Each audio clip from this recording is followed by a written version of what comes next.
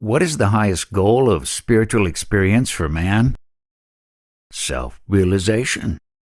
Can a married man realize the self? Certainly. Married or unmarried, a man can realize the self.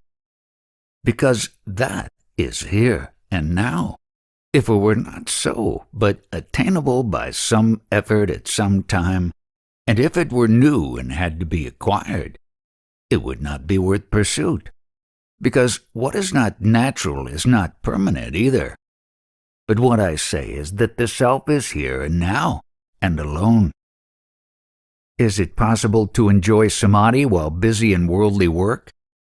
The feeling I work is the hindrance. Ask yourself, who works? Remember who you are. Then the work will not bind you. It will go on automatically.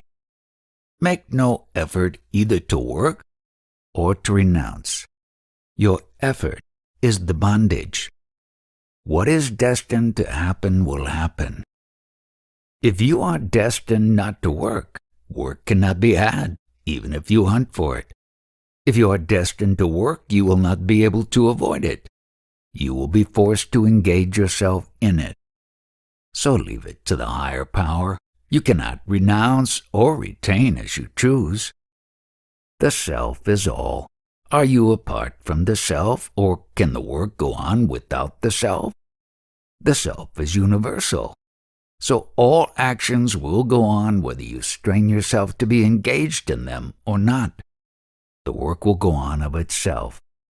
Thus Krishna told Arjuna that he need not trouble to kill the Kauravas. They were already slain by God.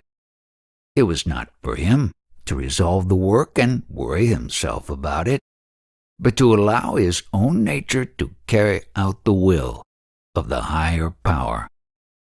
But the work may suffer if I do not attend to it. Attending to the self means attending to the work. Because you identify yourself with the body, you think that work is done by you.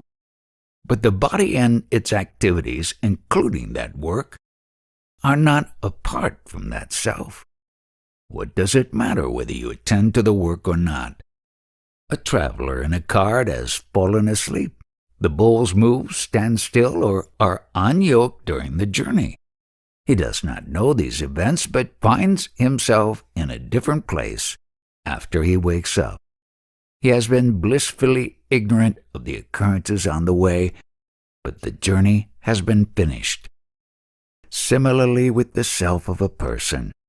The ever-wakeful self is compared to the traveler asleep in the cart. The waking state is the moving of the bulls. Samadhi is their standing still. Because samadhi means Jagarat Sushupti, that is to say, the person is aware but not concerned in the action. The bulls are yoked but do not move. Sleep is the unyoking of the bulls, for there is complete stopping of activity corresponding to the relief of the bulls from the yoke.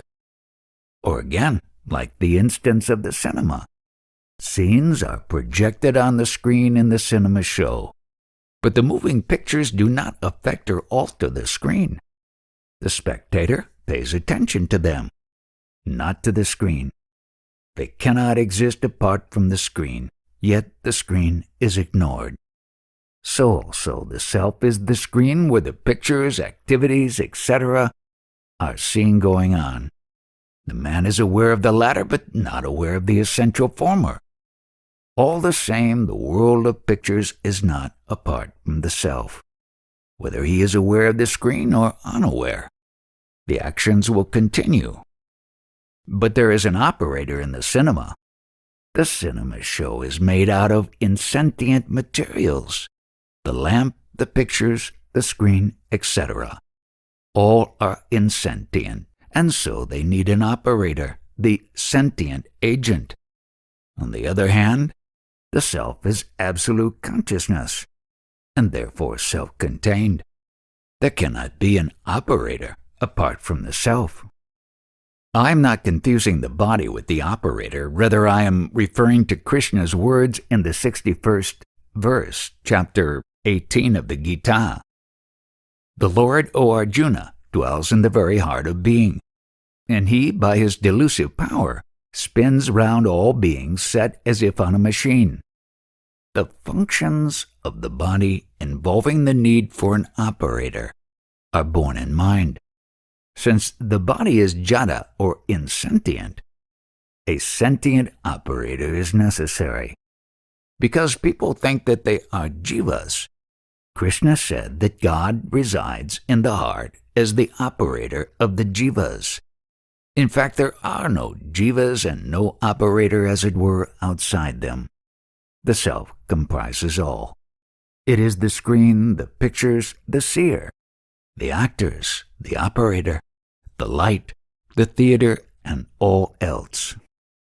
But we have to deal with a physical body in a physical waking world. If we sleep while work is going on or try to work while asleep, the work will go wrong. Sleep is not ignorance, it is one's pure state. Wakefulness is not knowledge, it is ignorance. There is full awareness in sleep and total ignorance in waking. Your real nature covers both and extends beyond. The self is beyond both knowledge and ignorance. Sleep, dream, and waking states are only modes passing before the self. They proceed whether you are aware of them or not. That is the state of the jnani, in whom pass the states of samadhi, waking dream, and deep sleep, like the bulls moving, standing, or being unyoked while the passenger is asleep.